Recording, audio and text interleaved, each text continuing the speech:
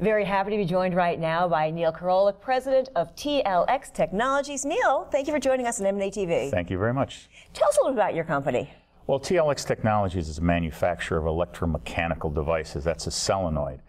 Some people don't understand exactly what a solenoid is, but if you've ever been buzzed into an apartment building and a little plunger pulls out of the way to allow you to open the door, that's a solenoid. We don't make any of those because GM and some of our customers at Harley would be a little upset if your car buzzed every time you turned it on. But that's basically what it does. It's an on-off device. Unlike a motor that rotates, it moves back and forth. Okay, let's speak globally then, your interactions with automobile makers throughout the world. Well, the automotive market in the world is pretty expansive. General Motors, Volkswagen, Fiat, Chrysler all sell more vehicles in China, or on the edge of selling more than they do anywhere else. India will probably follow in concert with that. So as we've developed our relationship with GM and those customers, they want a presence in China. Therefore, we have a facility that we set up there for them also, not for exporting back to the US, but actually in China to provide OEMs, mostly Western OEMs, products in China. I know you can't speak specifically to GM, but we've had, of course, the problems with the ignition switchers, and other automobile makers have had other problems too. What do you think is the best way for management to respond in a situation like that? Well, Quickly and efficiently is always a good thing to do, and certainly not try to maneuver around the case. In our market, automotive pieces are tested judiciously. Making changes is, how should we say, a considerable detriment to your business without letting the customer know. Sometimes it was initiated by the customer. In our case, DV or development testing can take years. So making any change to a product without adequate engineering input and quality support is very dangerous to do in this marketplace, whether it be a car, truck, or plane for that matter. Well, the future is really very exciting. And also a little bit scary, I think. Cars are getting smarter, phones are getting smarter, everything's getting smarter and smarter and smarter. All these additional features that we're seeing on automobiles, do they pose too many distractions to the driver? Personally, my opinion, yes. I mean, I'm not cool even on Bluetooth in some cases. I'm with you. Because you drive down the road and your tendency to not think about what you're doing. Technology is hard to change, and the creature comforts of the world and the younger generation are such that it's going to be difficult to remove that trend from a buying public. But keeping focus on that is difficult. Heads-up displays will help in some cases where it's right in front of you on the windshield versus looking to the center of the console. That'll, I think, add a lot of credence to having people be more attentive to what they're doing. Of course, there's a lot of buzz about driverless cars. Tell us about that, what that would entail, and when you think that'll be happening. You could do it. I mean, in technical terms, you could do it right now. It'd be a stretch, especially in Midtown Manhattan where we are. But Google and other people have it running out in California. Most of them run autonomous with radar and detector systems on the sides.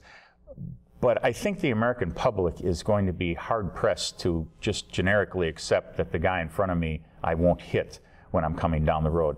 And when you start to add in weather conditions for ice and rain, the human mind is pretty adaptive pretty quickly. And no matter what scenario you can put in there, humans have an excellent way to destroy cars. Engineers spend years trying to make the car last 100,000 miles.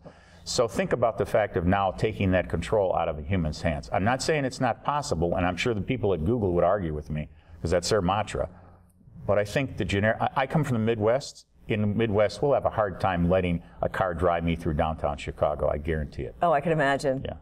Okay, let's talk a little bit about U.S. automakers and their prominence and presence globally. What is the impact, and have we really, risen? I think the U.S. car manufacturers are demanded worldwide. In China, where we play, GM or Volkswagen sell more cars there than anywhere else in the world. And to the Chinese people, which you would think that much of the Western world thinks is price, price, price, price. The highest selling volume cars are GM and Volkswagen. So they buy a Western designed and built car. When it's their own money at stake, they actually buy a car that was designed not in their country. Not saying it's your only car. Some have too, and they'll buy a Dongfeng or a Chery car.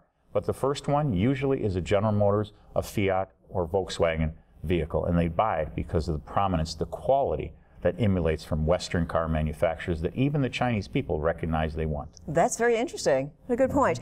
Okay, this is your opinion. Should government take a bigger role in financing innovation in the automobile industry, and why or why not? I think the only thing that government can play a good role in, and I'm not an eco-activist per se, because I'm in the automotive market and I like fast cars, but just fuel economy, it's a resource. We have to keep track of what's going on with oil and utilizing that natural resource. Our business focuses on conserving natural resources. Everything we do for the automotive market is usually confined to reduce fuel consumption or increase economy. So in essence, that's one of our market strategies, to make a better car run longer. Government needs to play a part in that they at least set some standards, but they can't arbitrarily do it without input from the car manufacturers.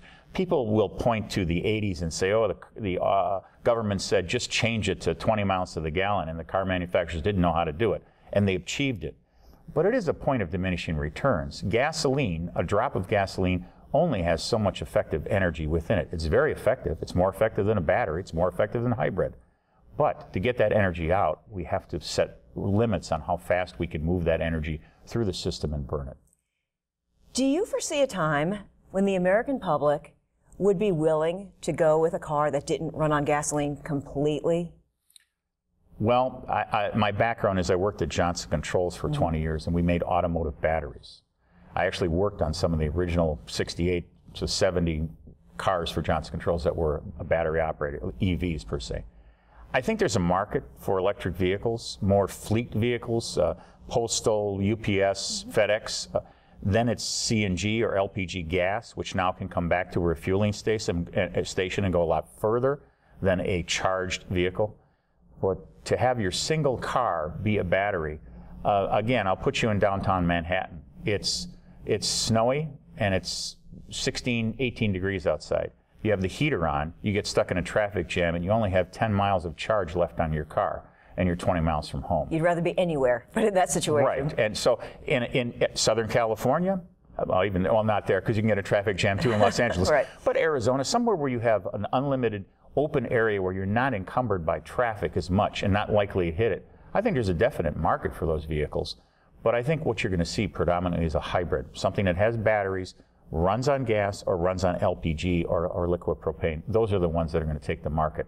I think you'll see those in the next 10, 15 years take a prominent position in our country. Well, Neil, thank you so much for your perspective. Very interesting information. Great to have you here on M&A TV. Thank you very much. Take care.